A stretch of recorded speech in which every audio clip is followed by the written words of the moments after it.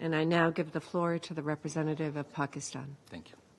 Thank you very much, Madam President.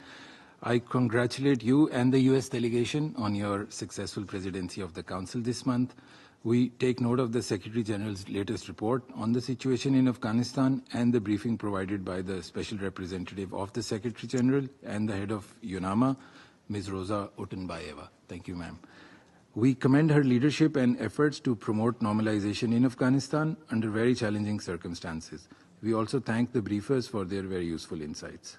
Let me begin by expressing Pakistan's strong condemnation of the cowardly terrorist attack in Kabul yesterday that resulted in the death of Acting Minister for Refugees in the Afghan interim government, Mr. Khalilur Rahman Haqqani, and several others. We offer our heartfelt condolences to the families of the victims, the AIG, and the people of Afghanistan. Madam President, the situation in Afghanistan remains dire and deeply worrying. 23.7 million Afghans are in need of urgent humanitarian assistance. While we are encouraged to see improvements in funding for the Afghanistan Humanitarian Needs and Response Plan, it remains severely underfunded at 37.5% of the required $3.06 billion. This plan must be fully funded without preconditions for the welfare and well-being of the vulnerable Afghan people. Pakistan supports efforts for revival of the Afghan economy and its banking system, addressing liquidity challenges and exploring pathways for unfreezing Afghanistan's national reserves. We are committed to expanding trade relations and commercial linkages with Afghanistan, including through implementation of planned infrastructure and regional connectivity projects such as TAPI, CASA 1000, and Uzbekistan-Afghanistan-Pakistan railway projects. Madam President, Pakistan was the first to advocate sustained engagement with the AIG, and we welcome all such initiatives, including through the ongoing rounds of the Doha process, to help address Afghanistan's problems. However, the effort being undertaken in the framework of the Doha process must go beyond counter-narcotics and the private sector. It must encompass the fundamental issues that have been identified by the international community, especially in the independent assessment submitted by the UN Special Coordinator, Ambassador Feridun Sinirlioglu. Madam President, as noted in the Secretary General's report, Afghanistan continues to face multiple challenges, including terrorism, human rights, political inclusivity, fragile economy, and widespread poverty. These problems are also affecting the region, particularly neighboring countries like Pakistan, that have sustained millions of Afghan refugees for decades and borne the brunt of more recent population flows from Afghanistan.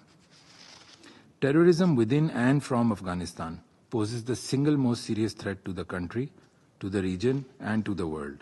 While the AIG is fighting ISIL-K or Daesh, the threat from various other terrorist groups such as Al-Qaeda, the TTP, and others has yet to be addressed.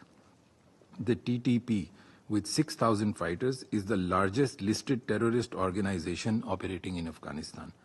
With safe havens close to our border, it poses a direct and daily threat to Pakistan's security. The TTP is responsible for a number of terrorist attacks in Pakistan, causing the loss of lives of hundreds of innocent Pakistani civilians and law enforcement officials.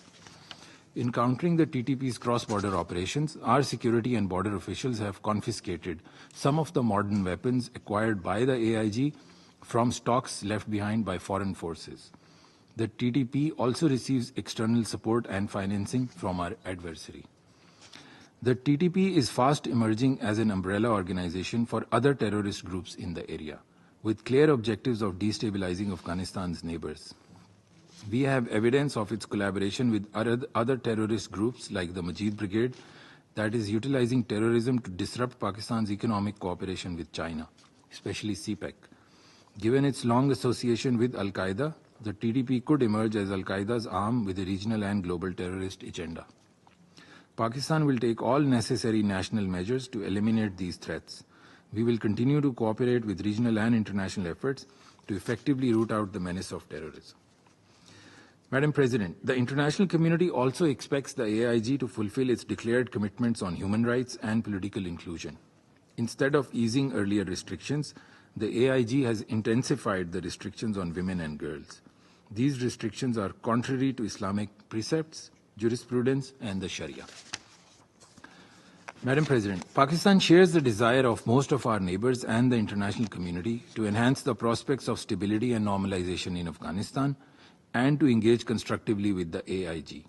Yet, engagement does not imply international acceptance of policies that contravene international law and Afghanistan's legal and political obligations.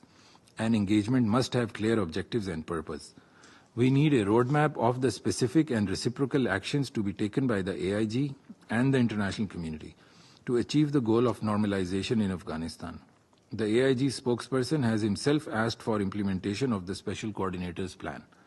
This is the only viable recipe for economic revival, long-term development, and sustainable peace, security, and development in Afghanistan. The destinies of Pakistan and Afghanistan are intertwined, underpinned by bonds of history, geography, ethnicity, language, faith, and culture. The suffering of our Afghan brothers and sisters affects the Pakistani people deeply. There is no country that is more eager than Pakistan to see Afghanistan return to the international community's fold.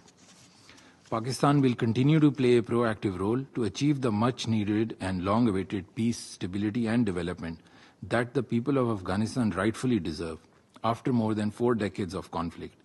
And we will continue to engage at the bilateral, regional, and international level to realize these aims, including as a non-permanent member of the Security Council for the term 2025-2026. I thank you very much.